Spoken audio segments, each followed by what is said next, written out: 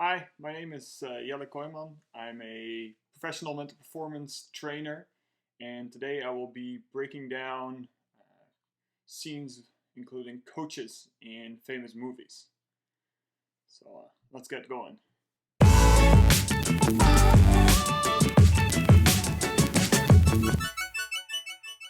Deal here. Just keep in mind, these are good boys. Guys! Guys! Guys! Now, as you know, I've been looking for a new coach to take over for me this season. This is Ken Carter. He went to Richmond. He was a two-sport All-American. Still holds records for scoring, assists, steals, basketball scholarship to George Mason University. We're lucky to have Coach Carter. Now let's give him the respect he's due.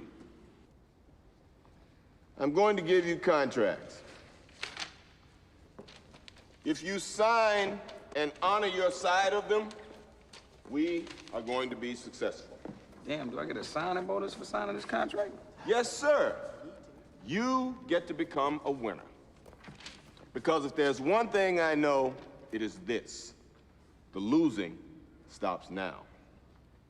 Starting today, you will play like winners, act like winners, and most importantly, you will be winners. If you listen and learn, you will win basketball games. And gentlemen, winning in here is the key to winning out there. Okay, so the thing that comes to mind here is that Coach Carter, great movie by the way, talks about winning as if it's a mentality, a way of life. And this is actually more true than some people think. You cannot, I guess, act to the way where you know that you're going to win, but you can definitely act in a way in which you know for sure that you aren't going to win, right? And it all has to do with body language and behavior and stuff like that. And that's the thing I think really what he's talking about here. So, for instance, if I walk into a gym, or let's say we take basketball as an example, I walk into the gym and my shoulders are forward and my head is down, and I kind of just drag my feet. And if an opponent sees that, they know that I basically already lost before the game has ever started. So, it kind of talks about, winning as if it's an attitude, and that starts with things like body posture, the way you talk, and that doesn't mean that you have to be cocky or arrogant. It just means that you know what you're able to do, and you know that you're going to be able to perform to that level, and that is kind of what I would describe as a winning way or a winning attitude. Go on, get off me.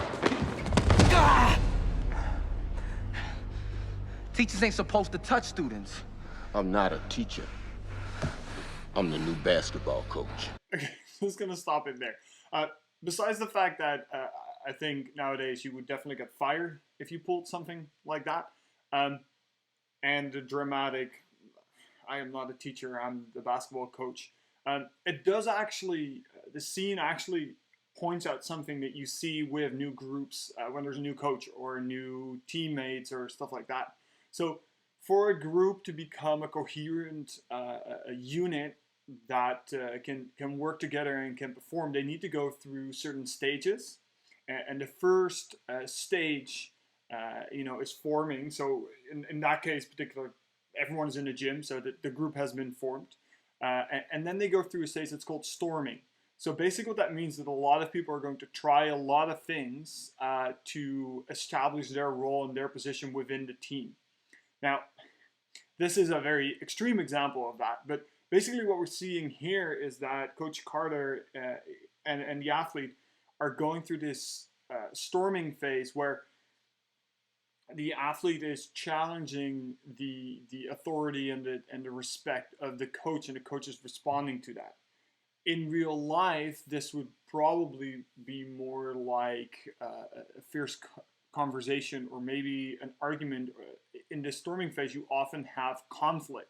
So this is a very extreme Hollywood example of it, but it does actually hold true that this is probably a conflict like this, obviously resulted differently, will probably arise during a first stage of a new team with a new coach. Mr. Cruz, I'm impressed with what you've done, but you came up short.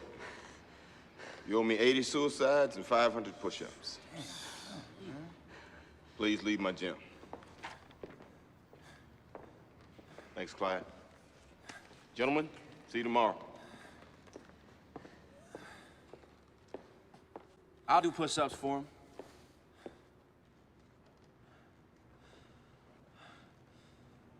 You said we're a team. One person struggles and we all struggle. One player triumphs, we all triumph, right?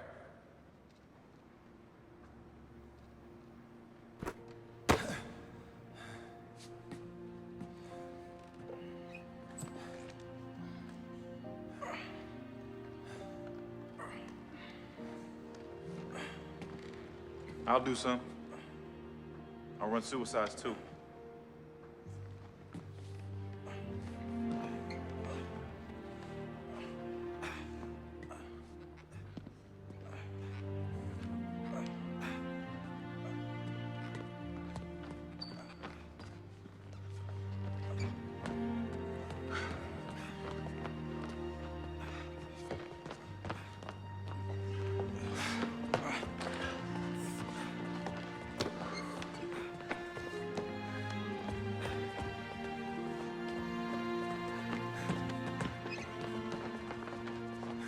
I'll do some too.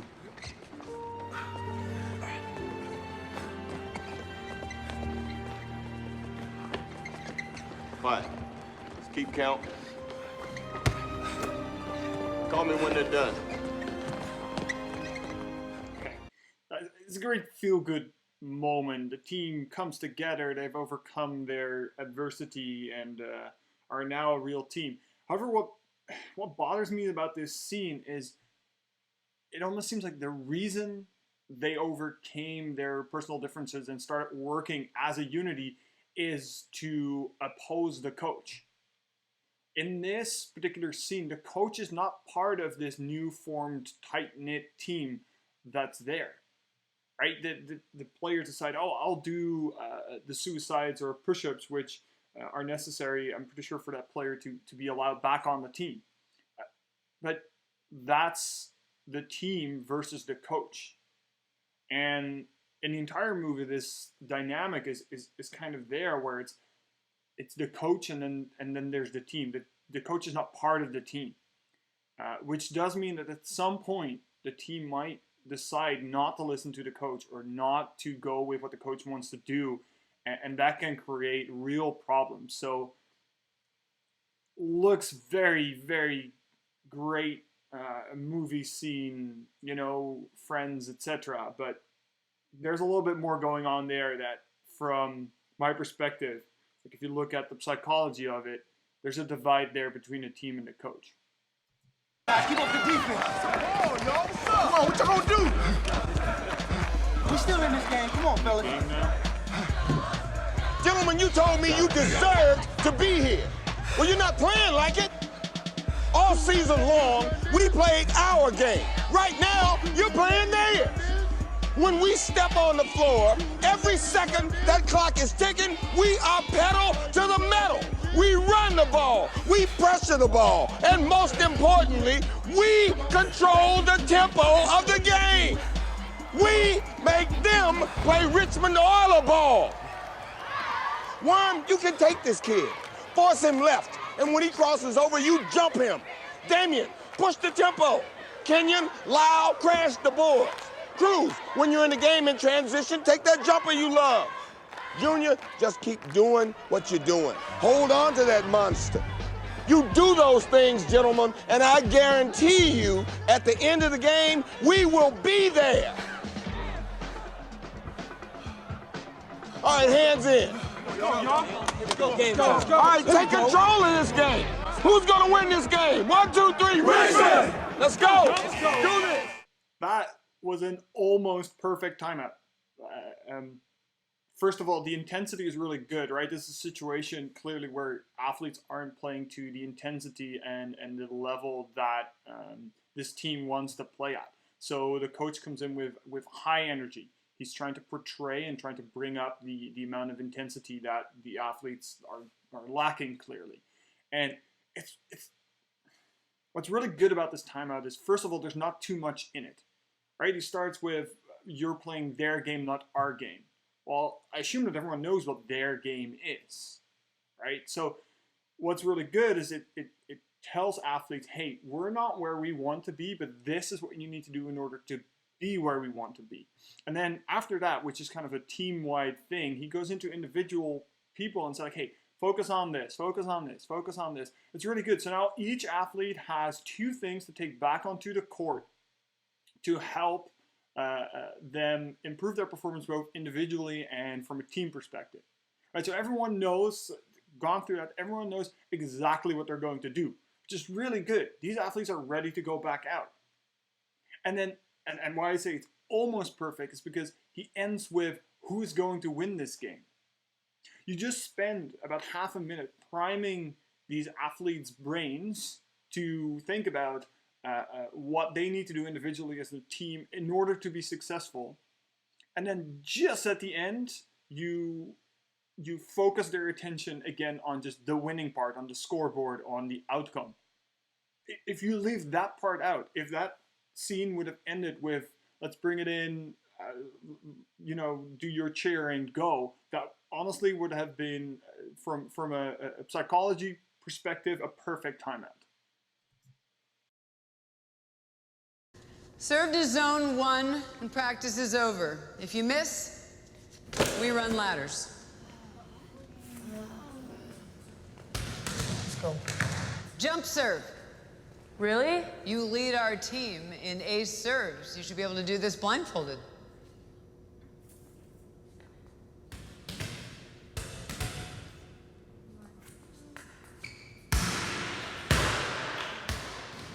Okay, line up.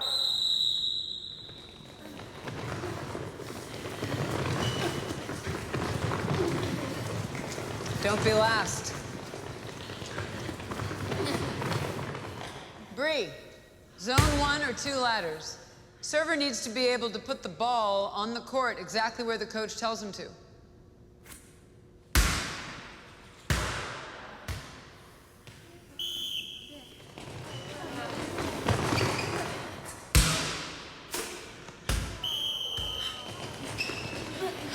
Lizzie B, serve the ball to zone 1 or 5 ladders. You think this is pressure? How are you going to win our next game if you can't even handle practice?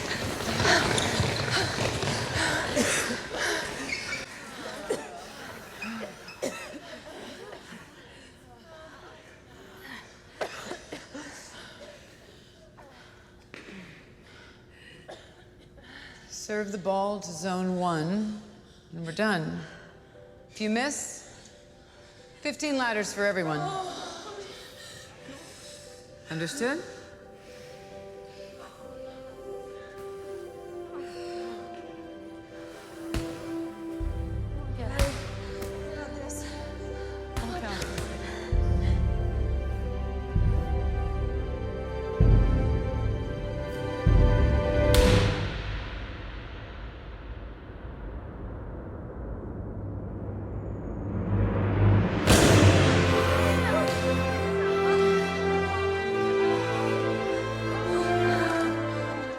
So, from a psychological standpoint, there's a lot wrong with what just happened there.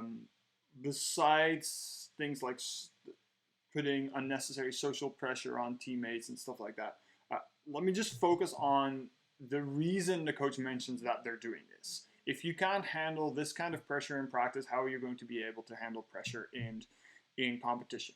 Now, practicing and simulating pressure is a very valid point, and it's really hard to do. This is definitely not one of them. And you can clearly see at the end, in terms of the emotions when they finally, I guess, get out of this drill, if you can call it that way, what's going on. Everyone is relieved. Even the coach is relieved. But think about it. You are trying to create pressure that you would feel in a game. If you take a volleyball serve or a basketball free throw or any kind of closed skill, think about executing that in a game. And when you successfully do that, you don't feel relieved.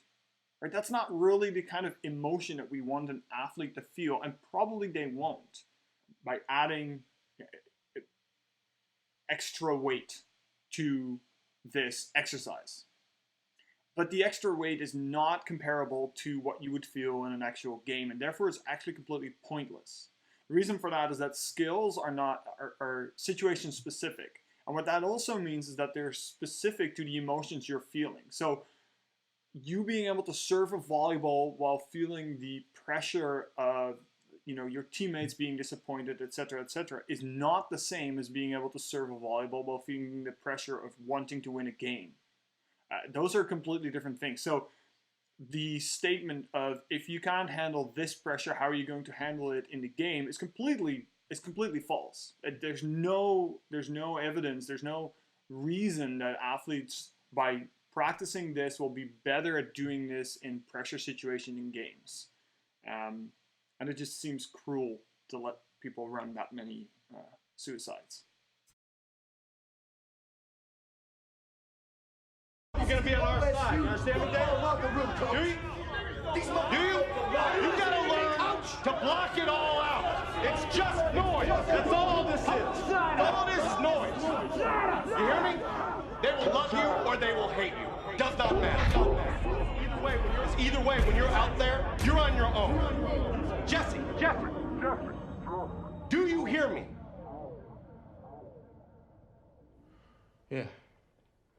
Yeah, Coach, I hear you. Good. All right, come on, let's go. You heard Coach. They need the locker room. Right. The first sprint final of the day. The 100-yard dash.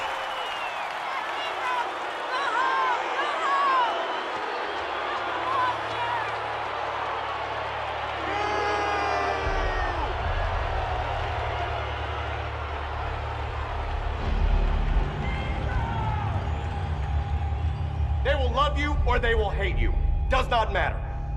Because either way, when you're out there, you're on your own. Set. Really cool scene, first of all. It's a really nice way to show what focus and intention can be, right? Athletes, like the coach was saying, have to be able to block out external distractions, especially things that you cannot control, like a crowd, referees, opponents, that kind of stuff, and you almost need to be able to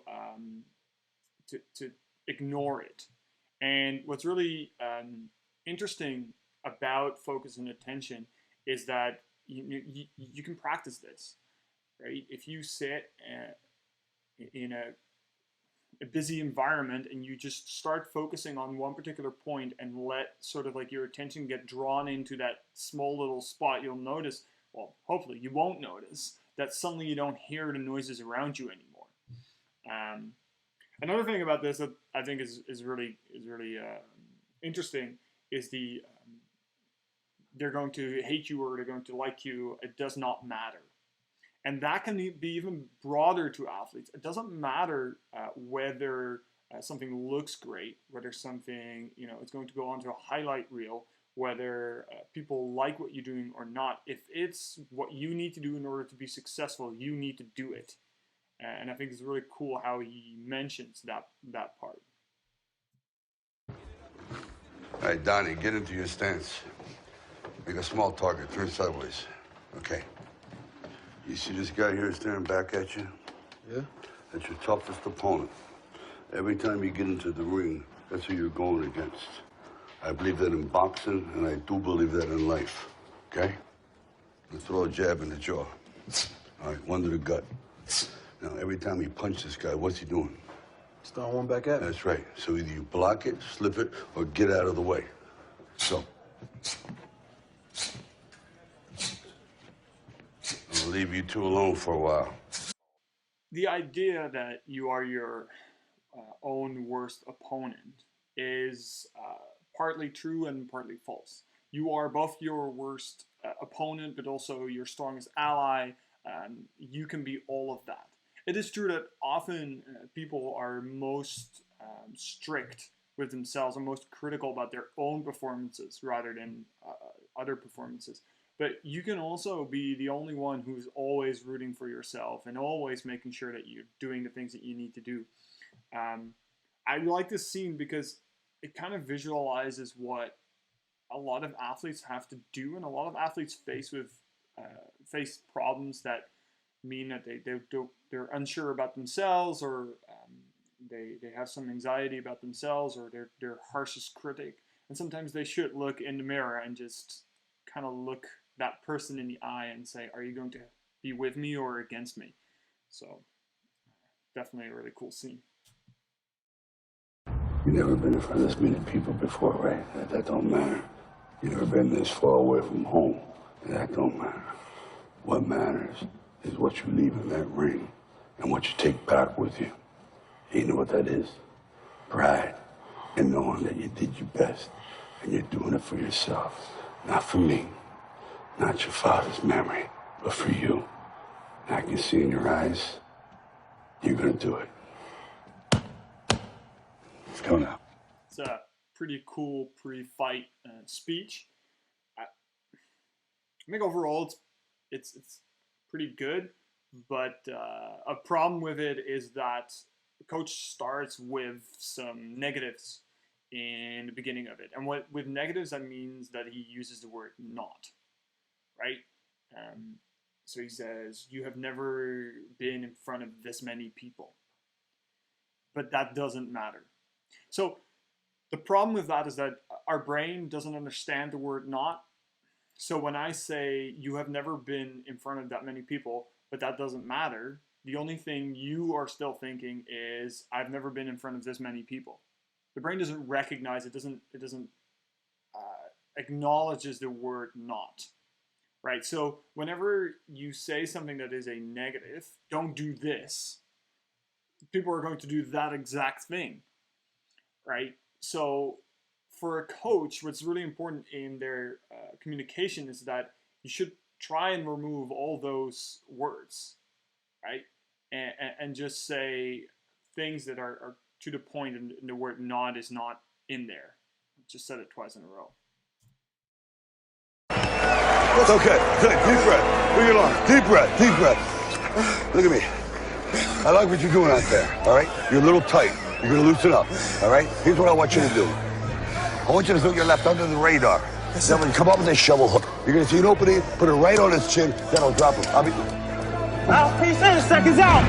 Your old man did that to me. What's really cool there is, if you think of the brain as almost like a muscle, and it works in similar ways, you need to warm it up and stuff like that, then think of timeouts as sort of like a small little massage, right? You're trying to kind of relax what's inside there and bring it back to optimal functioning.